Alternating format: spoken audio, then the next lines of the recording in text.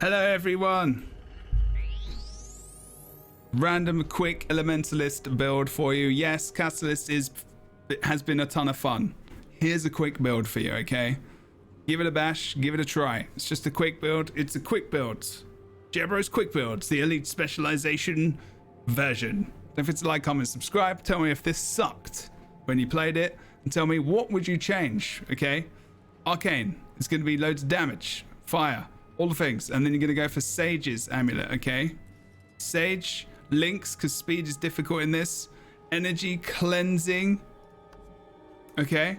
All the elite, all the utilities, elite and heal are going to be catalyst abilities. Hammer as well. We're going full on.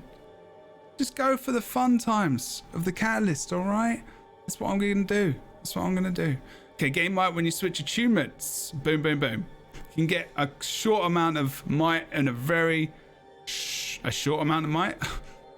A large amount of might in a short amount of time. It's beautiful. Gain vigor when you critically hit a foe. It happens. Not always, but swapping attunements could restore health as well. Or, yeah, it doesn't, you don't get as many crits there. Grant a boon to nearby allies when changing attunements. Oh, look at this amazingness. Survivability and also extra damage. That's great. Fury and stuff as well.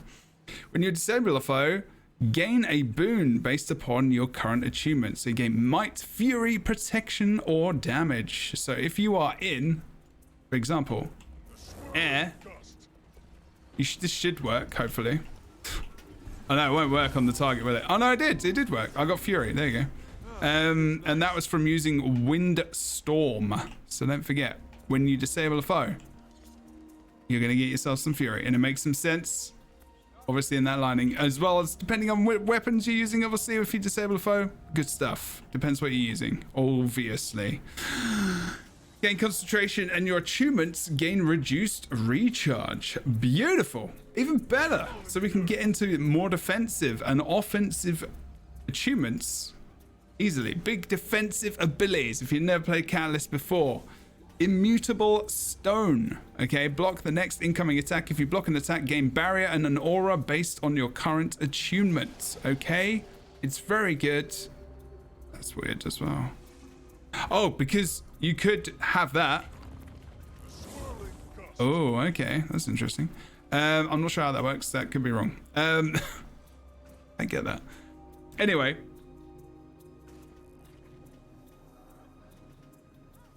Yeah, weird. Evasive Arcana. So this is an ability which has been around for so long. It's really, really good. Obviously, don't forget, like shockwave, different things, you know, flame blasts, flame burst, sorry, cleansing wave, binding flash, shockwave are all really, really good for different things, of course. If you go and look them up, you can do that. You know what blind does, you know what cleanse does, you know what blasting fields do. It's all awesome. So flame blast, for example, you can see is going to burn foes. There's going to be that's going to be big damage there. It's lovely, isn't it? Oh, beautiful. Doesn't actually tell you, only gives you one example there. It's okay. But anyway, we're going to go to fire, and then we're going to talk about empowering flame. So gain power while in empower while in fire attunement. There you go. Burning you inflict has increased duration. Your critical hits gain a chance to conflict burning. You haven't got a lot of crit in this, so it doesn't matter too much. Gain fire aura and damage nearby foes when you tune to fire. Ta-da! And also you gain stability when you gain an aura. So you're going to be gaining, you're going to gain stability a fair amount. And obviously when you want to go for a safe start maybe, or to get out of a fight or whatnot, you can go to fire, go into damage and into your damage attunement as well and get your stability, which is pretty nice. Fire auras have increased duration. Apply auras to nearby allies, removes conditions, and transmuting auras removes conditions from nearby allies as well. Your fire weapon skills. Gain reduced recharge. Deal increased strike damage to burning foes. This is good for the fire attunement skills, of course, because you're going to be doing a lot of damage with those, especially with slam your hammer into the ground, damaging nearby enemies. If this strikes a burning enemy, gain offensive boons. So always try to make sure that people are burning quite a lot. It's going to happen. You're going to have auras on you. You're going to have burning fields. You're going to have your jade sphere out, all the things. Make sure you're doing it. It's bloody lovely. Your fire weapon skills gain reduced recharge to increase damage to burning foes, and pyromancer's Can't say that word. Gain might for using any skill while attuned to fire. When leaving fire attunement or successfully completing a fire overload, unleash a flame expulsion. Ooh, that's nice. The amount of might stacks I have in this build is pretty ridiculous. And then we go over to Catalyst, so you know what Sphere is. And now as well, don't forget that you can basically, this sphere doesn't change according to which attunement you're in. Ignore what I'm doing right now. I'm just trying to show you. So you can put down a fire attunement orb there. I don't have enough energy, but you'd be able to fail. But you'd be able to put out multiple depending on how much energy you've got, and they're different ones. They're not just, it's not just going to change the sphere which is on the ground, the AoE combo field which is on the floor. It's going to add. So you're going to have the water one, you're going to have the earth, you're going to have all of them. Okay, different spheres. And don't forget, when you've got one of those spheres, to empower your utilities more, i.e. these here. So for example, fire, you want to use relentless fire within it. If you've got a heal, you want to get that heal hot, you want to get a better heal, use it in the water attunement sphere, you know. Make sure you're doing these things. Make sure you're reading all of these tooltips because it's really, really important. So for example, regenerate health and cleanse conditions over time. If this is cast in range of your water sphere, the recharge time is reduced. Okay, it's reduced. And also your healing feels like it is better for sure. So I'm not sure what's going on there. I'm not sure if there's like a missing tooltip, but it feels like the heals more, or I'm missing something, which is potentially a true statement. Fortified Earth is a really, really good block as well, by the way, just as a little aside comment. And anyway, we'll go back into the traits real quick. Gain energy and fury when you switch attunements. But don't forget, you do actually get a little bit of crit because you're getting a lot of fury in this build as well, don't forget. Gain elemental empowerment while in combat. So elemental empowerment, 15 seconds plus 3% to all stats.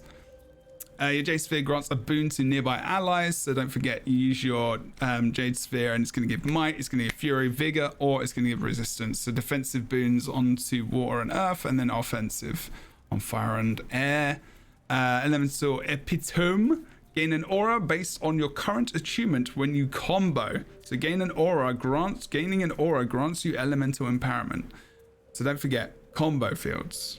Use those combo fields. Realize where your blasts are. For example, this crashing font is a combo finisher leapness.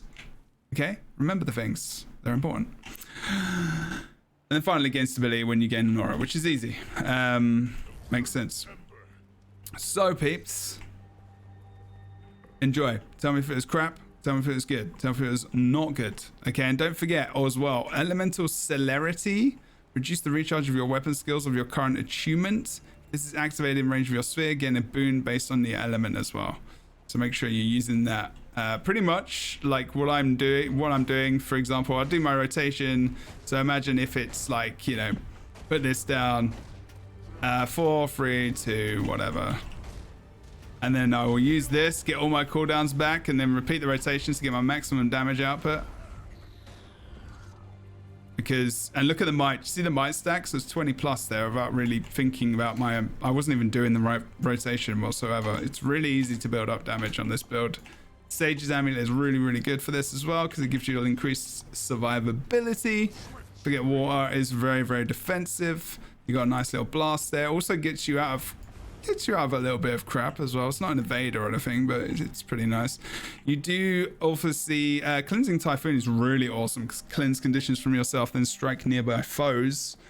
Cleanse an additional condition for each target struck. So it's more of a, it's kind of like an offensive condition cleanse, which is really, really nice. I'm enjoying this.